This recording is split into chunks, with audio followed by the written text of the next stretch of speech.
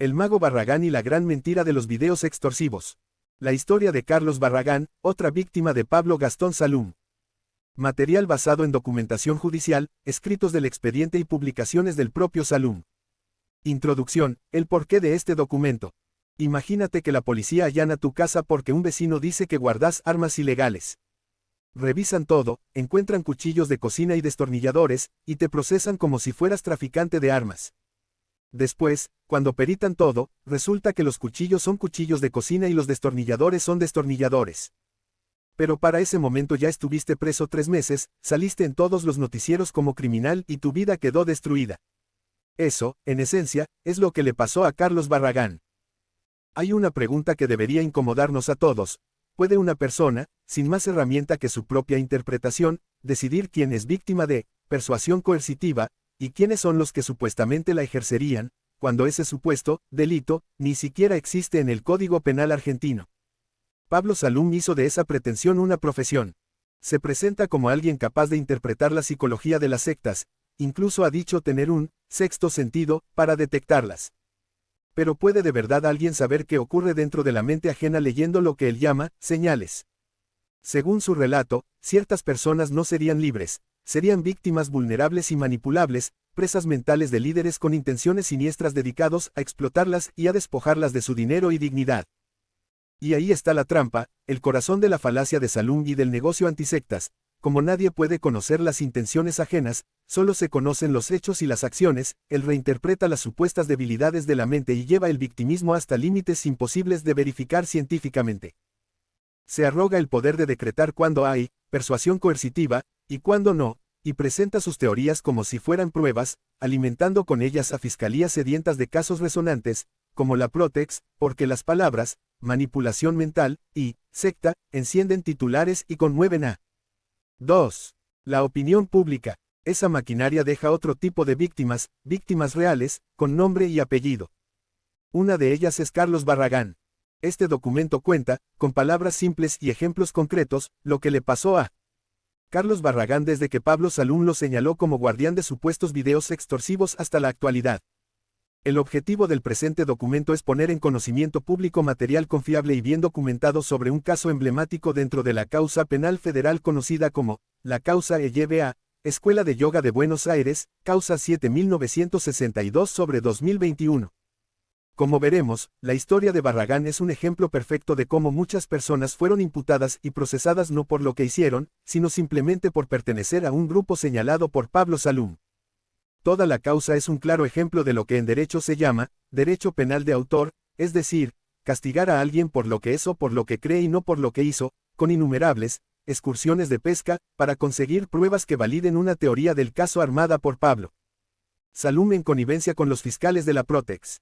Capítulo 1. El mago campeón del mundo. Para entender lo que le pasó a Carlos Barragán, hay que saber primero quién es.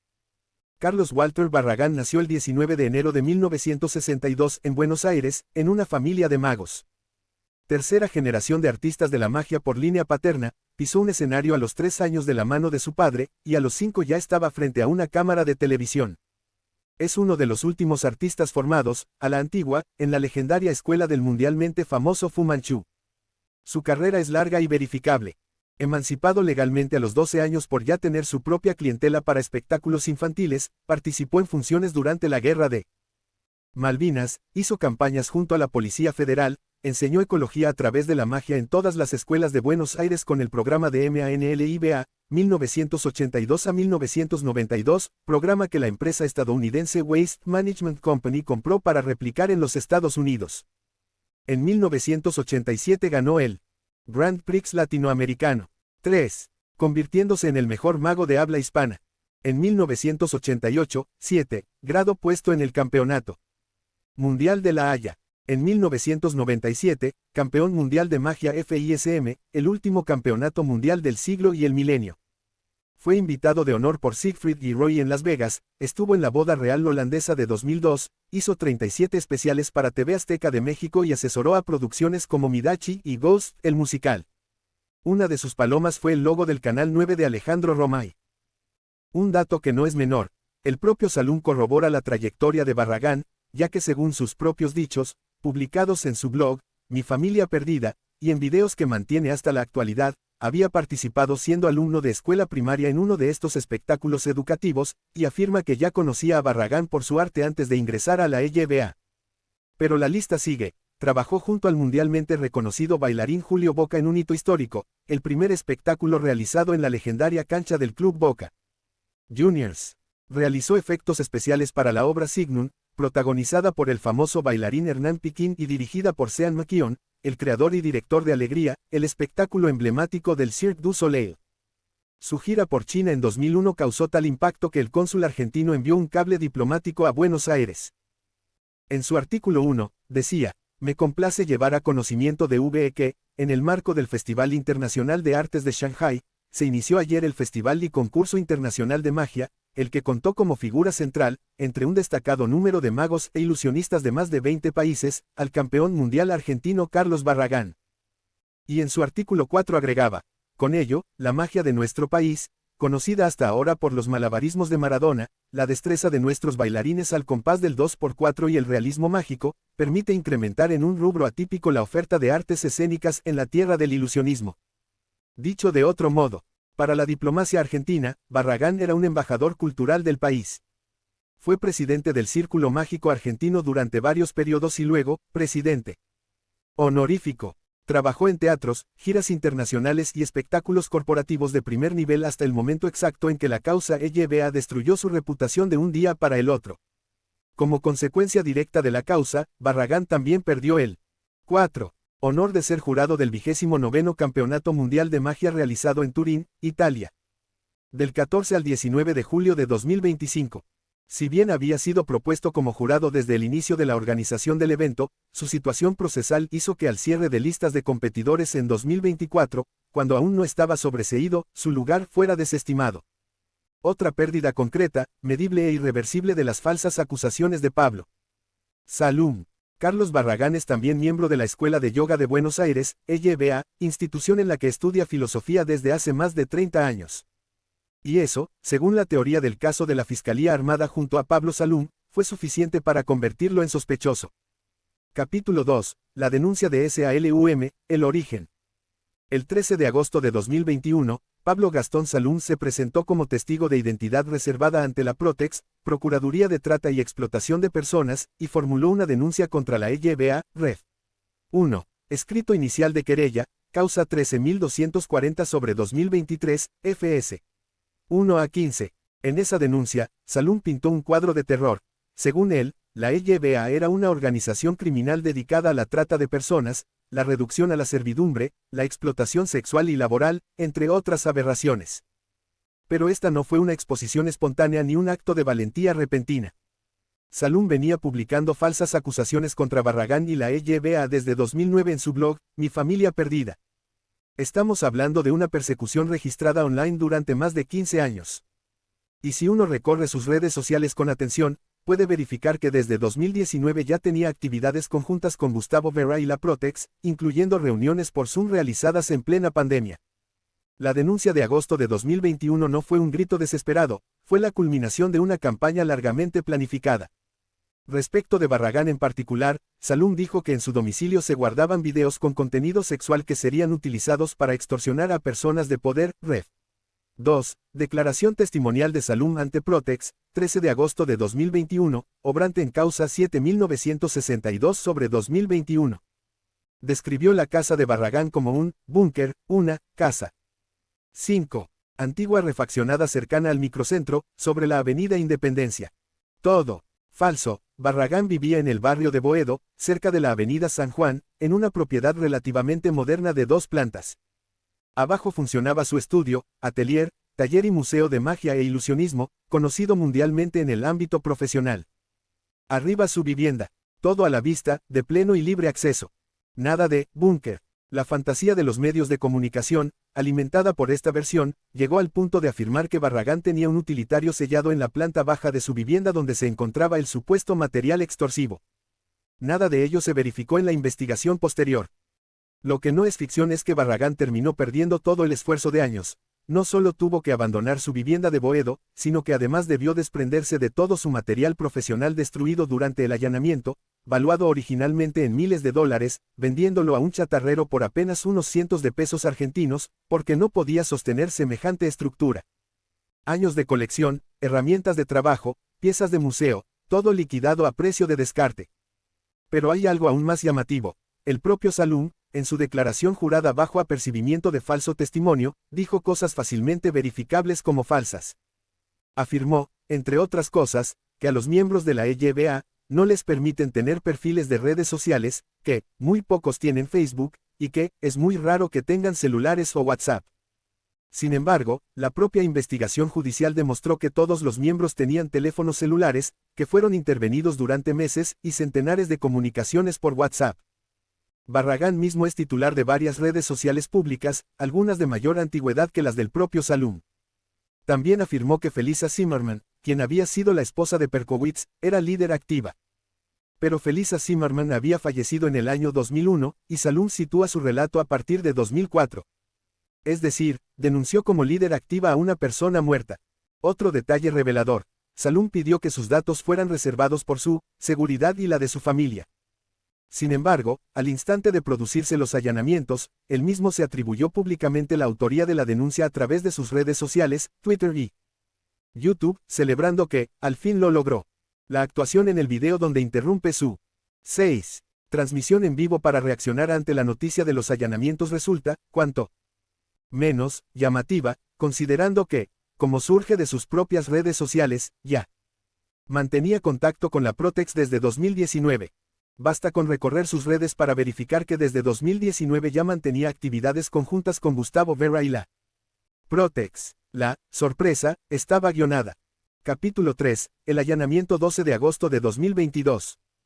El 12 de agosto de 2022, un año después de la denuncia de Salum y tras una investigación que no había encontrado pruebas ni víctimas, como luego aclararían los jueces de cámara, el juez Ariel Lijo libró órdenes de allanamiento simultáneo en aproximadamente 50 domicilios.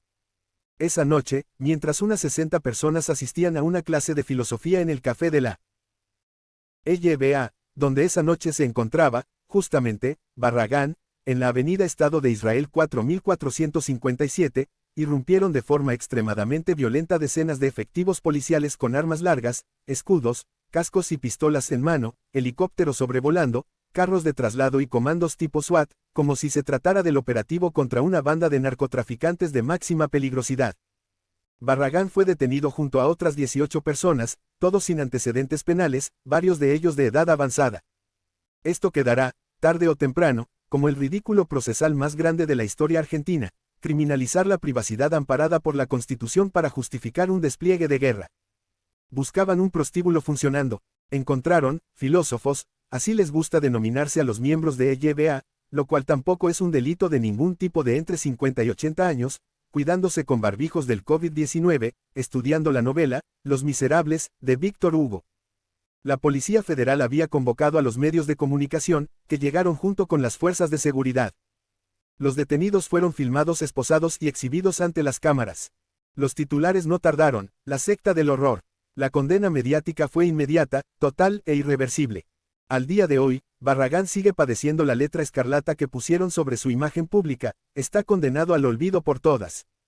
7. Las sociedades mágicas y por sus propios colegas, que le dieron la espalda sin siquiera preguntarle qué había pasado. La acusación quedó instalada, la rectificación, no. Buscadores, archivos y publicaciones continúan reproduciendo una versión incompleta y distorsionada. La web no es un periódico viejo, es un archivo activo, una forma de inmortalidad digital. Lo que se publica permanece, se replica y se reactiva. Por eso, el relato que queda indexado no es neutro. Define memoria, reputación y sentido histórico. Simultáneamente, se allanó el domicilio de Barragán en la calle Castro Barros. La brutalidad fue extrema. Rompieron efectos mágicos valuados en miles de dólares, destruyeron antigüedades y colecciones de magia e ilusionismo, se sustrajeron dinero en efectivo, joyas personales y familiares, incluyendo medallas de oro de su recientemente fallecido padre, y elementos electrónicos utilizados en su profesión. Se secuestraron más de 4.100 casetes VHS que, según la teoría de Salum, contenían material sexual extorsivo. Además, sin explicación alguna, las llaves de su domicilio fueron retenidas por el juzgado durante 20 días, pese al pedido de sus abogados. 20 días en los que su casa quedó expuesta al vandalismo. las puertas de la planta alta quedaron abiertas, como consta en un video, donde se puede ver la suciedad dejada por gatos y aves dentro de ambas plantas, y la puerta principal quedó destrozada y precaria. Lo más grave es que el pedido de las llaves se realizaba, entre otras razones, para poder retirar de allí la medicación retroviral de Barragán, que estaba perfectamente ubicada y catalogada en un cajón. Por otra parte, no se sabe a ciencia cierta si durante esos 20 días en los que no le permitieron entrar, no siguieron revisando y sacando cosas sin control alguno de actas ni testigos. ¿Qué contenían en realidad esos 4100 VHS? En su enorme mayoría, shows de magia, conferencias y clases de filosofía que se dictaban en EYBA, y espectáculos varios de Barragán. Todo este material fue minuciosamente peritado y declarado sin interés para la causa. Pero entre esas cintas también había videos comerciales de los géneros más variados, de los cuales solo unos pocos eran películas para adultos, de origen comercial, como se explica enseguida, pero ni un solo video sexual extorsivo, ni una sola filmación que sirviera para sostener la acusación. Aún. 8. Así, para cuando las pericias lo confirmaron, Barragán ya llevaba meses preso y su carrera nacional e internacional había sido destruida. Conviene detenerse un momento en esas pocas películas para adultos, porque fueron justamente las que la fiscalía filtró a la prensa y esta usó para alimentar el morbo. Su origen es perfectamente comercial y verificable, formaban parte del acervo de un videoclub que pertenecía a un alumno de EYBA. Cuando ese videoclub estaba por quebrar, se lo ayudó a evitar esa quiebra comprándole todo el stock.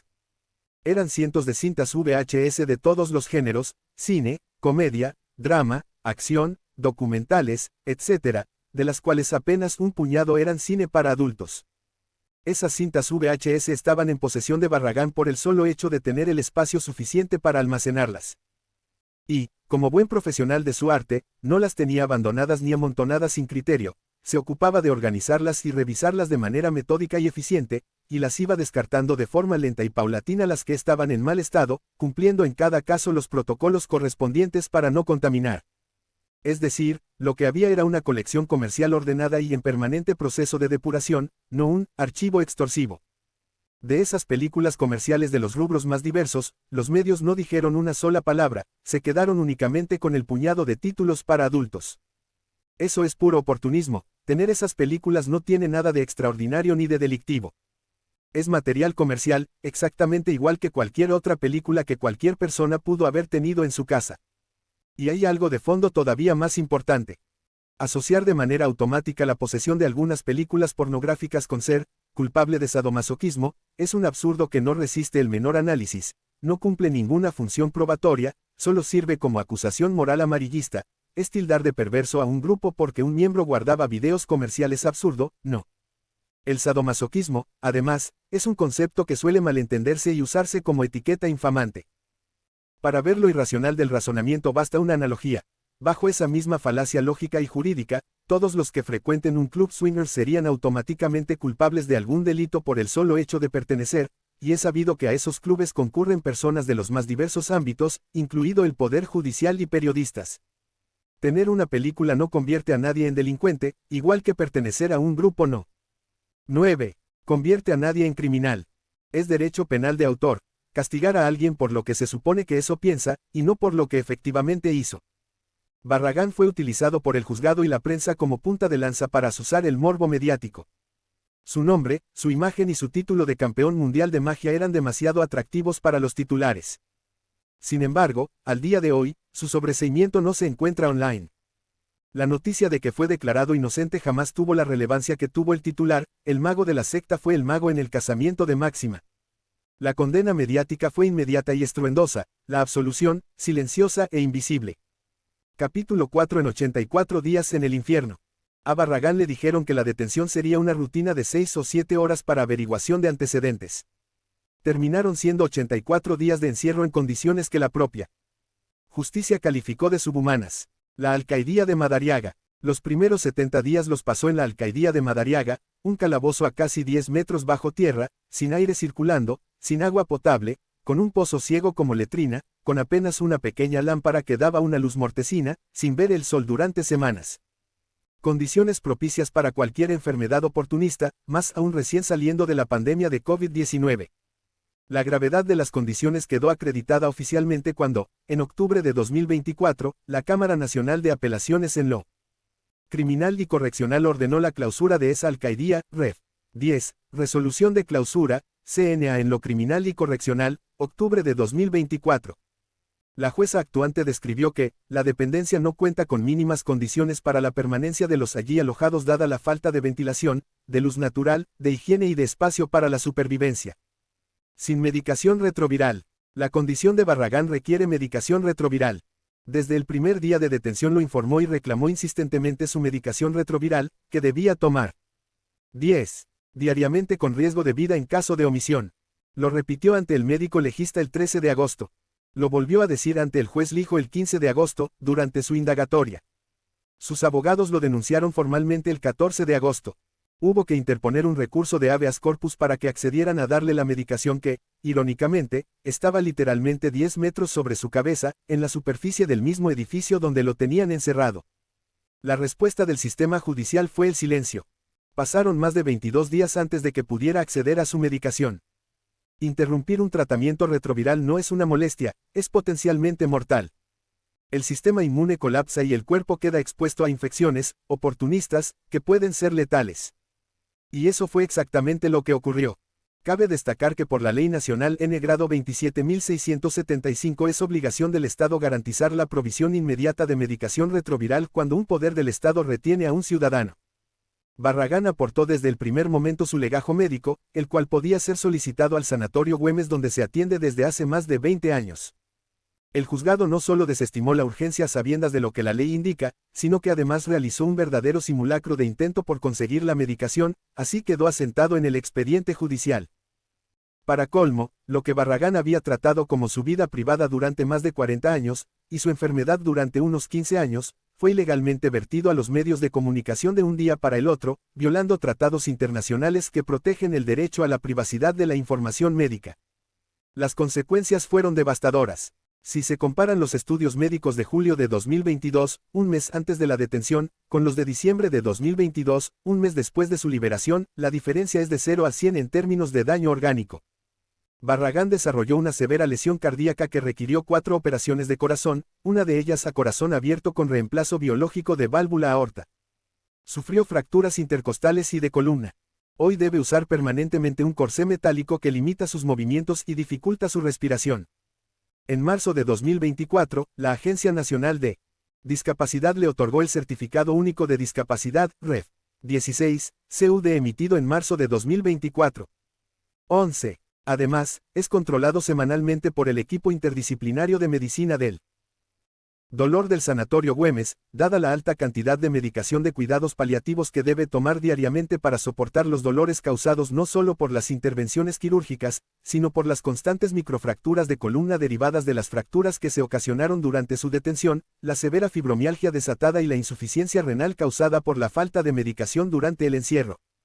Barragán también debe realizar semanalmente como mínimo 3 sesiones de rehabilitación, más estudios médicos constantes, y al día de la fecha, como consecuencia de los problemas de columna, ha perdido casi 2 centímetros de altura. Lo que antes de agosto de 2022 era un artista en plena actividad, campeón mundial en su rubro, embajador cultural de la Argentina, se transformó en un hombre con discapacidad permanente, certificada legalmente, producto de la negligencia criminal del Estado, todo, como consecuencia de una falsa imputación y señalamiento por parte de Pablo Salum. Ezeiza. Sin previo aviso a sus abogados, Barragán fue trasladado ilegalmente de madrugada a la alcaidía de tribunales y luego a la prisión de Ezeiza, donde durante 2 semanas estuvo en contacto con presos comunes y padeció situaciones de violencia inenarrable. Capítulo 5. La Cámara dice, no hay pruebas. El 4 de noviembre de 2022, la Sala 2 de la Cámara Criminal y Correccional Federal revisó el procesamiento de Barragán y lo revocó, Ref. 3. Resolución Sala 2, CCCF, 4 de noviembre de 2022, causa 7962/2021. Los 3 jueces de Cámara coincidieron en algo fundamental, no existían pruebas contra él. Lo que dijeron los jueces. El doctor Roberto José Boyco sostuvo que, Ref. 4. Voto del Dr. Boyco, Resolución Sala 2. CCCF, 4 de noviembre de 2022, no hay hasta el momento elementos que permitan vincularlos a Barragán y otro, de manera directa con el supuesto que aquí se ha examinado, por lo cual habrá de revocarse el pronunciamiento. 12. El Dr. Irurzun fue aún más claro, Ref. 5. Voto del Dr. Irursun, Resolución Sala 2, CCCF, 4 de noviembre de 2022, señaló que si bien Barragán había sido sindicado como responsable del archivo y guarda de las filmaciones con fines extorsivos, y se habían incautado de su domicilio gran cantidad de materiales, el examen de su contenido no arrojó hasta el momento elementos que corroboren la hipótesis construida en derredor de su actividad. Además, agregó que, no surgen indicios que acrediten, aun con la provisoriedad que la etapa exige, que los nombrados estuvieran en conocimiento que la actividad que llevaban a cabo, actividades artísticas, estuviera inmersa en el contexto asociativo que describe el artículo 210 del Código Penal. En otras palabras, Barragán daba clases de magia, hacía shows y guardaba videos de su trabajo artístico. No había una sola prueba de que supiera de ningún delito, ni de que participara en ninguno. Fue procesado y encarcelado por el solo hecho de pertenecer a la EYBA. El sobreseimiento. Primero, la Cámara dispuso que, no existe mérito suficiente como para procesar o sobreseer a Barragán, dejándolo en lo que se llama, falta de mérito, una situación intermedia que significa, no hay pruebas para acusarte, pero tampoco te cerramos la causa todavía. Luego, con el tiempo, esta situación se resolvió favorablemente. El 20 de diciembre de 2024, el propio juez Lijo en persona, el mismo que había ordenado su detención y procesamiento, dictó el sobreseimiento de Barragán. La Fiscalía no apeló, quedando firme pocos días después. Es decir, la justicia finalmente reconoció de manera definitiva, mediante sobreseimiento firme con efecto de cosa juzgada material, art. 335 CPPN, que Carlos Barragán no había cometido delito alguno. Este sobreseimiento es un balde de agua fría para el relato falso que la Protex trató de instalar. La justicia federal finalmente confirmó que estudiar filosofía, hacer magia, asociarse libremente y producir arte no constituye ningún crimen. Pero entonces surge la pregunta lógica: si el que supuestamente tenía todas las pruebas de todos los ilícitos, los famosos 4100 videos extorsivos, fue sobreseído porque las pruebas no existen, ¿por qué la causa sigue? ¿Por qué viró su rumbo hacia otras excursiones de pesca? La respuesta es incómoda, pero evidente. 13. Capítulo 6. Derecho penal de autor, castigar por ser, no por hacer. Para entender lo que le pasó a Barragán en la causa EYBA hace falta explicar un concepto jurídico clave, el derecho penal de autor. En un sistema jurídico como el argentino, que se basa en la Constitución Nacional, solo se puede castigar a alguien por lo que hizo, un acto concreto, nunca por lo que es, su identidad, sus creencias, su pertenencia a un grupo. Esto se llama derecho penal de acto, y es la base de cualquier Estado de derecho. Lo contrario es el derecho penal de autor, castigar a alguien no porque cometió un delito específico y tipificado, sino porque pertenece a determinada categoría de personas. La Corte Suprema de Justicia de la Nación ha sostenido reiteradamente que el derecho penal argentino es un derecho penal de acto, CSJN, Gramajo, fallos 329 en 3680, 2006. Es lo que hacían los regímenes totalitarios. Eras judío, eras gitano, eras comunista, eras negro, eras gay, y eso bastaba. La doctrina argentina ha sido unánime en su rechazo. Zaffaroni lo define como la manifestación más peligrosa del poder punitivo, derecho penal, parte general, 2002. En la causa EYBA, la imputación contra Barragán y muchos otros fue esencialmente esta. Sos miembro de la EYBA es una organización coercitiva, ergo sos parte de una asociación ilícita. No importa qué hayas hecho concretamente. No importa que dé clases de magia o que tu archivo extorsivo resulte ser una colección de shows de ilusionismo. Perteneces al grupo, y eso alcanza. La invención de la persuasión coercitiva. Vale destacar cómo se construyó esta acusación. La Fiscalía y la Protex fundamentaron su teoría en las opiniones de dos reconocidos activistas antisectas españoles, Carlos Bardavío Antón y Miguel Perlado. El concepto que introdujeron es el de persuasión coercitiva, que no es otra cosa que la reinvención del ya desacreditado lavado de cerebro, con un nombre nuevo. Ningún código penal argentino contempla esta figura. Es una construcción pseudocientífica importada para darle barniz técnico a una persecución ideológica. 14. La Ley 26.842 amplió el régimen argentino de trata al establecer que el consentimiento de la víctima no impide la configuración del delito. Esa regla busca evitar que los tratantes se amparen en consentimientos aparentes, pero no elimina la obligación de la justicia de probar la conducta típica, la finalidad de explotación, la autoría y el dolo. El problema surge cuando esa herramienta, pensada para verdaderos casos de trata, se usa en investigaciones apoyadas en hipótesis amplias o relatos no corroborados, neutralizando la palabra de personas adultas que niegan haber sido explotadas. Argentina adoptó así un estándar más amplio que el previsto por el Protocolo de Palermo, inspirado en una finalidad legítima de protección. Sin embargo, cuando la hipótesis de trata se activa sin elementos objetivos suficientes, aparece una consecuencia institucional problemática. Los tip reports de los Estados Unidos ponderan investigaciones iniciadas, víctimas identificadas, procesamientos, condenas y actividad estatal, lo que puede generar un incentivo reputacional para expandir prematuramente la calificación de trata aún en causas donde todavía no se acreditaron con rigor la conducta típica, la finalidad de explotación ni indicadores concretos de sometimiento. Dicho en términos simples, esas estadísticas no se alimentan únicamente de condenas firmes, sino también de causas abiertas, víctimas identificadas e investigaciones en curso. El riesgo es que una herramienta de protección termine funcionando como mecanismo de incentivo para que el MPF sobrecriminalis para tener buenos reportes. Como esas cifras se alimentan de causas abiertas, no necesariamente de casos resueltos. Casos como el de Lone o el de Lian ilustran esta dinámica. El propio Barragán lo resumió en su demanda contra el Estado. Teniendo en cuenta la vaguedad de las imputaciones, nunca pude entender concretamente de qué crimen se me acusaba. Pero hoy en día lo veo con total claridad, se me acusaba de ser miembro de la Escuela de Yoga de Buenos Aires. Las excursiones de pesca. Hay otro concepto importante para entender esta causa, las fishing expeditions, o excursiones de pesca. En derecho, esto significa buscar pruebas sin tener una hipótesis concreta, a ver si pica algo. Es como si un policía te parara en la calle y te revisara la 15. Mochila, el auto, la casa y la computadora, no porque tenga indicios de que cometiste un delito, sino, por las dudas, de que encuentre algo. En el caso de Barragán, la secuencia fue transparente. Salum dijo que en su casa había videos extorsivos. Se allanó la casa y se secuestraron más de 4.100 VHS y todo tipo de material de archivo. Se los peritó esperando encontrar contenido sexual. No se encontró nada útil para la causa.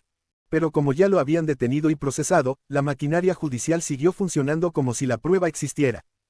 Aún hoy, luego de sobreseído, el Poder Judicial sigue reteniendo material allanado en el domicilio de Barragán, y en sus comunicaciones oficiales se sigue refiriendo a él como imputado. Ambas cosas son totalmente ilegales. La devolución del material debería haber sido inmediata tras el sobreseimiento, y llamarlo imputado a una persona sobreseída viola sus derechos constitucionales. Barragán está sobreseído de derecho, pero no de hecho. La Cámara Federal no fue ajena al antecedente de la causa de los años 90. El doctor Eduardo Guillermo Fara destacó que, Ref. 13, voto del doctor Fara, resolución de Cámara en causa 7962/2021, en una causa anterior, la NRO, 27.349/95 del actual juzgado nacional en lo criminal y correccional NRO, 46, se investigó a la Escuela de Yoga de Buenos Aires y se juzgaron hechos muy similares a los de aquí, con personas que desempeñaron el mismo rol de imputados o damnificados, y allí, tras una larga investigación, se llegó a la conclusión de que los sucesos ocurridos en la Escuela de Yoga no constituían delito alguno. Capítulo 7. Barragán contraataca, la querella por falso testimonio. Lejos de quedarse de brazos cruzados, Barragán decidió ir a la justicia. El 9 de marzo de 2023, presentó una querella por falso testimonio agravado contra Pablo Salum.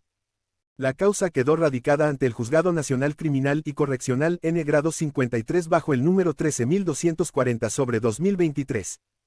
El argumento central es que Salum, al declarar bajo juramento ante la Protex, mintió deliberadamente en múltiples puntos que directamente afectaron a 16. Barragán dijo que guardaba videos extorsivos, falso, describió mal su domicilio, falso, le atribuyó un rol de captador de la farándula, cuando su extensa carrera artística era previa e independiente de la EYBA, falso, y asignó roles activos a personas fallecidas, falso. El delito de falso testimonio agravado, artículo 275 del Código Penal argentino, tiene una pena de 1 a 10 años de prisión cuando se comete en causa criminal en perjuicio del inculpado. Y eso es exactamente lo que ocurrió. Las mentiras de Salum fueron el fundamento para allanar la casa de Barragán, detenerlo, encarcelarlo durante 84 días y procesarlo por delitos gravísimos que nunca cometió. Además, Salum utiliza en sus videos materiales publicitarios y grabaciones de los espectáculos de Barragán como si fueran evidencia de actividad criminal. En realidad, Se trata de material visto por miles de personas. La temporada 2007 en Mar del Plata, nominada al Premio Estrella de Mar como mejor espectáculo de la temporada, y presentaciones durante todo ese año en el Centro Cultural Borges. Una de las acciones más dañinas de Salum contra Barragán es que se arroga falsamente la potestad de resignificar arte legítimo como prueba delictiva, incitando a sus seguidores al escrache, la persecución y la difamación. El sobreseimiento prematuro y su anulación. La denuncia contra Salum por falso testimonio tuvo un recorrido turbulento.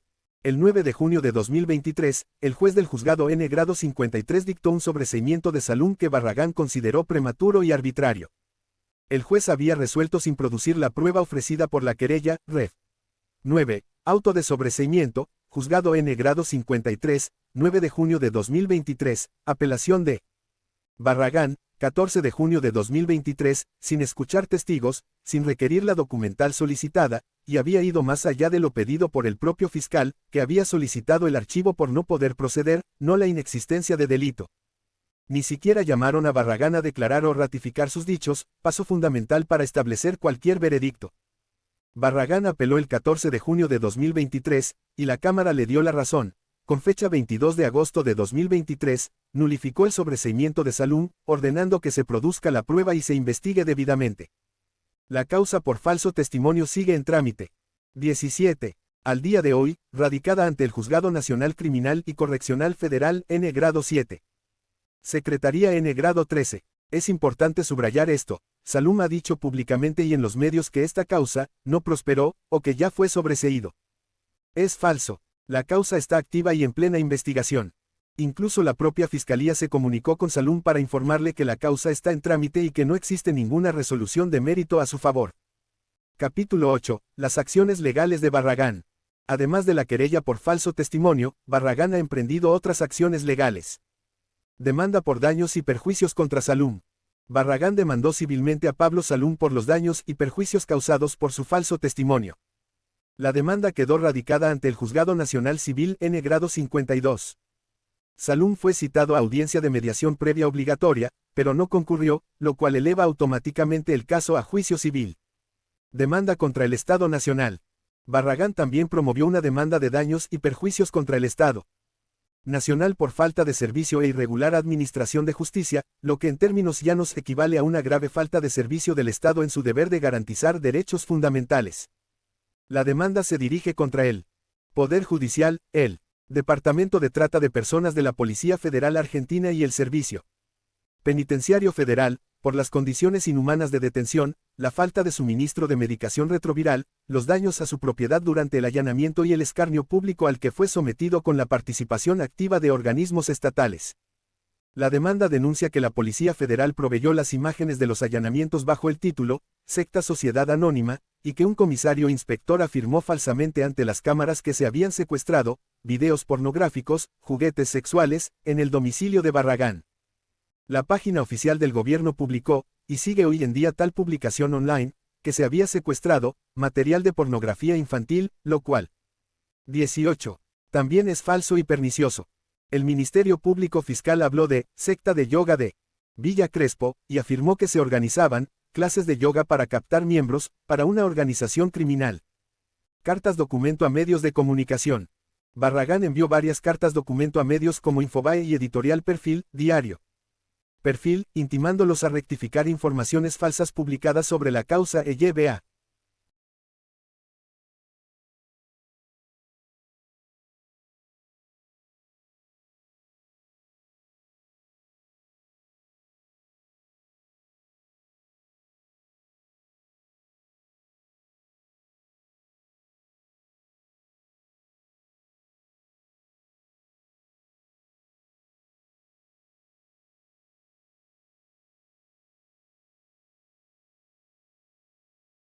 A Editorial Perfil le señaló que, en una nota del 7 de enero de 2026, Salum había afirmado que fue sobreseído en la causa que le inició Barragán por falso testimonio.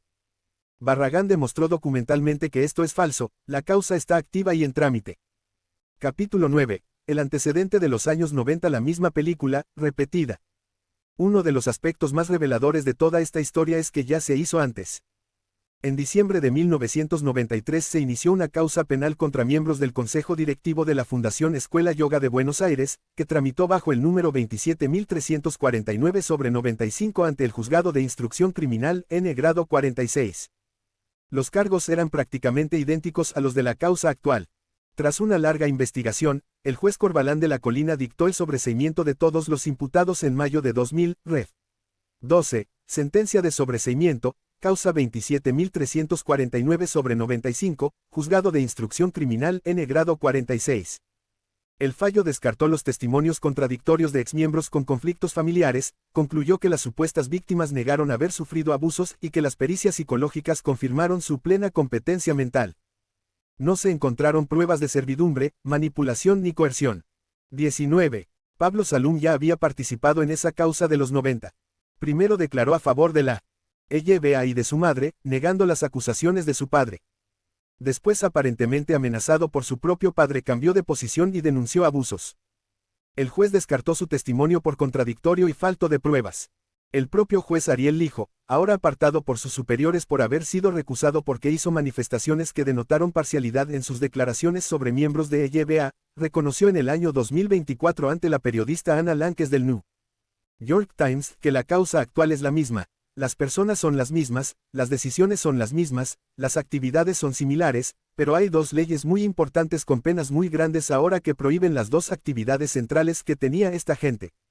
Es decir, lo que en el año 2000 no fue delito, en 2022 se intentó encuadrar en tipos penales más amplios, como la ley de trata de personas, para lograr un resultado diferente con los mismos hechos.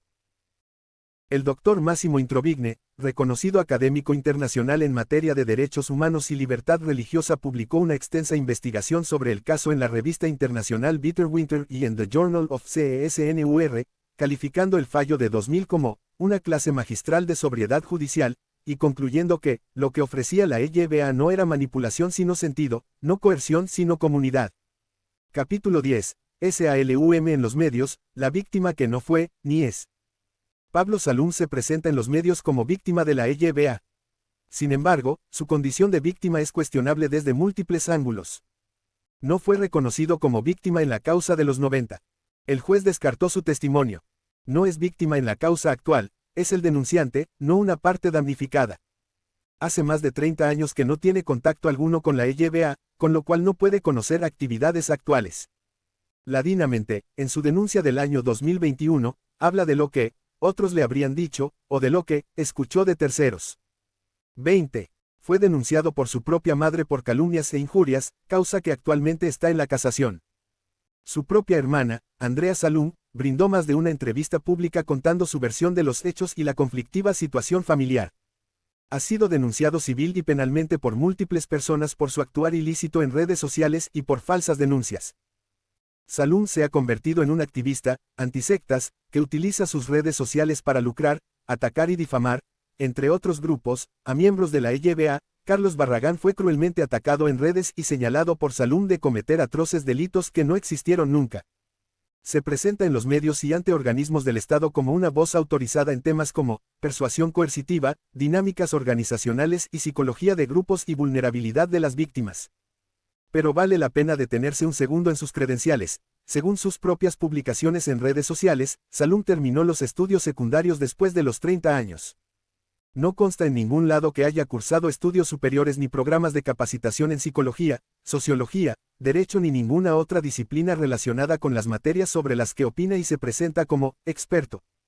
Esto no es un dato menor, ni un ataque personal contra Pablo Salum, es un problema serio.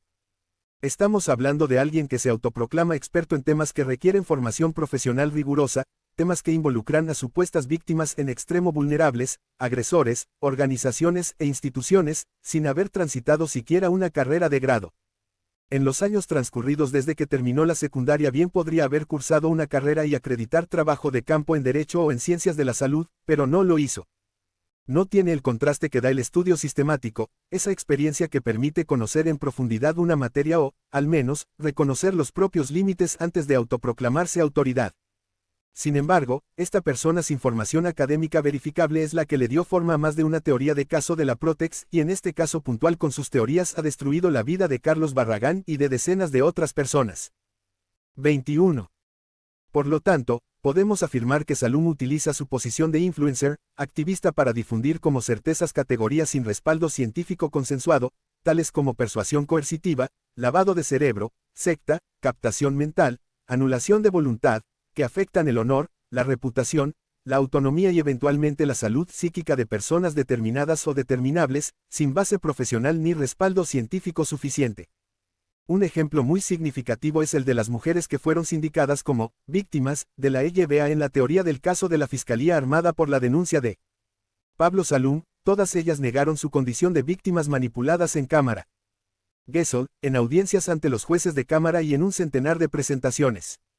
Se sometieron voluntariamente a pericias psicológicas y psiquiátricas del cuerpo médico forense que certificaron su total normalidad psíquica, ausencia de vulnerabilidad, sumisión o pérdida de autonomía, y ausencia de traumas en la esfera psicosexual. Estas pericias son pruebas científicas fehacientes que obran en el expediente y contradicen frontalmente todo lo que publicita Salum, pero que la justicia, lamentablemente, no ha valorado hasta ahora. Capítulo 11. Barragán hoy, su lucha por la verdad. A pesar de todo lo padecido, Carlos Barragán no se rindió. Hoy, con sobreseimiento firme desde el 20 de diciembre de 2024, se dedica a aclarar la verdad cada vez que puede. Envía cartas documento a los medios que difunden información falsa. Intima a rectificar a quienes repiten las mentiras de Salum sin verificar. Demanda al Estado por los daños que le causó. Mantiene activa la querella por falso testimonio contra Salum. Y no pierde oportunidad de poner en evidencia las contradicciones del relato del denunciante. Su caso no es aislado. Es emblemático de lo que les pasó a las 19 personas detenidas el 12 de agosto de 2022 y a los demás imputados. Fueron tratados como culpables por el solo hecho de pertenecer a un grupo filosófico señalado por Pablo Salum. Se les aplicó un derecho penal de autor incompatible con la Constitución Nacional. Se armó una teoría del caso basada en la inconsistente y fantasiosa denuncia de una sola persona con 22 antecedentes de testimonios contradictorios, y se lanzó el aparato represivo del Estado contra 1,5 centenar de personas sin pruebas serias. El precio que pagó Barragán es enorme: 84 días de prisión inhumana, 4 operaciones de corazón, discapacidad permanente, la destrucción de su carrera profesional de más de 50 años, la pérdida de bienes, recuerdos y material profesional de colección irreemplazables, y una marca social que ningún sobreseimiento puede borrar del todo. Bajo el privilegio de la identidad reservada, se activó un dispositivo defensivo y protector para Pablo Salum y de persecución para sus víctimas, que responde a una caza de brujas contra el libre pensamiento. Y además, un gran negocio de exportación, la captura de estadísticas para cobrar subsidios internacionales del Tip Office de Estados Unidos. La Protex no investigó, ejecutó un contrato. Lo que para el sistema es una cifra en dólares para justificar su presupuesto, para Barragán fue la destrucción de su salud y más de 50 años de trayectoria artística y personal. Por algo, el operativo internamente se llamó Secta S.A. Pero la verdad, aunque llegue tarde, llegará. Carlos Barragán está decidido a que llegue. Google.com. Nota. Este documento fue elaborado sobre la base de documentación judicial real del caso de Carlos Barragán. Cada dato puede ser verificado en los escritos judiciales, resoluciones de cámara, cartas documento y presentaciones que obran en los expedientes. Los números de causa, las citas de resoluciones judiciales y los hechos narrados son verificables. El caso de Barragán es un ejemplo concreto y documentado de cómo la denuncia de Pablo Gastón Salum afectó la vida de personas inocentes.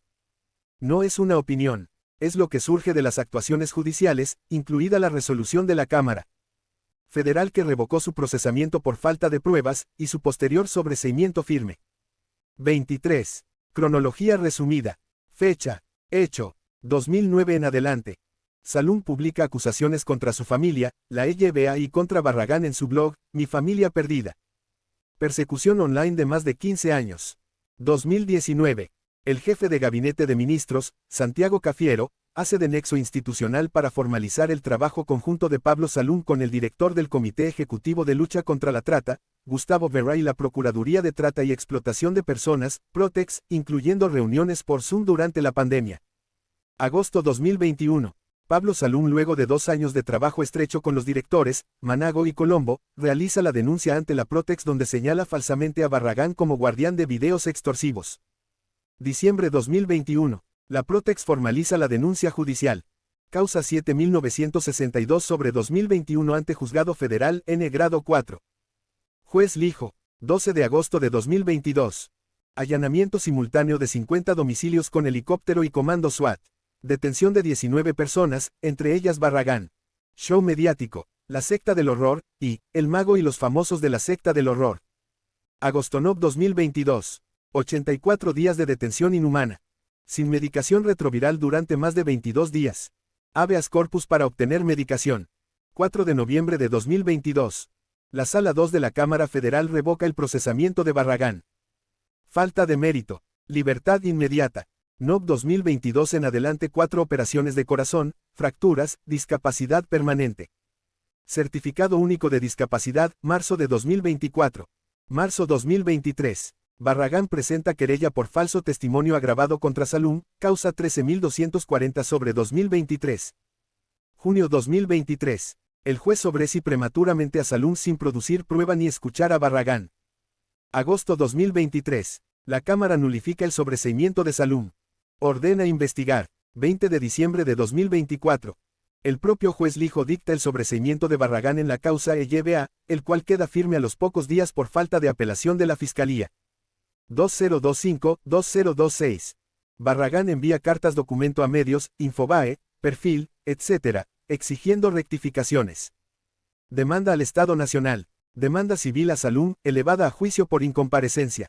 La querella por falso testimonio contra Salum sigue activa. 24. Documentos de respaldo. Las afirmaciones contenidas en este documento se sustentan en la siguiente documentación judicial y pública, obrante en los respectivos expedientes. Ref. 1. Escrito inicial de querella por falso testimonio agravado, causa 13.240 sobre 2023, presentado el 9 de marzo de 2023 ante el Juzgado Nacional Criminal y Correccional N Grado 53. Contiene la reconstrucción de los hechos y la denuncia original de Salum. Ref. 2. Declaración testimonial de Pablo Gastón Salum ante la Protex, 13 de agosto de 2021, obrante en causa 7962 sobre 2021, Juzgado Federal N Grado 4. Ref. 3. Resolución de la Sala 2 de la Cámara Criminal y Correccional Federal, 4 de noviembre de 2022, causa 7962 sobre 2021. Revocación del procesamiento de Barragán. Votos de los DRES. Boyko, Irursun y Fara. Ref. 4. Y 5. Votos individuales de los DRES. Boyko e Irursun en la resolución citada en Ref. 3. Ref. 6. Auto de sobreseimiento de Carlos Walter Barragán, dictado por el juez Ariel Lijo, Juzgado Federal N Grado 4, 20 de diciembre de 2024, causa 7962 sobre 2021. Firme por falta de impugnación fiscal. Ref. 7. Escrito inicial de querella por falso testimonio agravado, 9 de marzo de 2023, causa 13.240 sobre 2023. Ref. 8. Resolución de Cámara, Sala 7, 22 de agosto de 2023, que nulificó el sobreseimiento prematuro de Salum y ordenó la producción de prueba. Ref. 9. Auto de sobreseimiento prematuro, Juzgado N Grado 53, 9 de junio de 2023, y apelación de la querella, 14 de junio de 2023. Ref. 10. Resolución de clausura de la Alcaidía de Madariaga, Cámara Nacional de Apelaciones en lo Criminal y Correccional, octubre de 2024. Ref. 12. Sentencia de sobreseimiento en causa 27.349 sobre 95, Juzgado de Instrucción Criminal N Grado 46, Juez Corbalán de la Colina, mayo de 2000. Antecedente de la causa de los años 90. Ref. 13. Voto del Dr. Eduardo Guillermo Fara en causa 7962 sobre 2021, donde refiere al antecedente de la causa 27.349 sobre 95. Ref. 14. Solicitud de citación a indagatoria de Pablo Salum, presentada el 6 de febrero de 2025, causa 13.240 sobre 2023. Ref. 16. Certificado Único de Discapacidad, CUD, emitido por la Agencia Nacional de Discapacidad, marzo de 2024. Algunos links. Peter Winters sobre BASE, siglas en inglés de EYBA, The Journal of CESNURTJOC-7-4-full-issue.pdf. Carlos Barragán. Google.com. Nota. Los números de causa, fechas de resoluciones y citas textuales de magistrados pueden ser verificados en los expedientes judiciales correspondientes. Se omiten números de fojas por tratarse de un documento de difusión pública, no de una presentación judicial.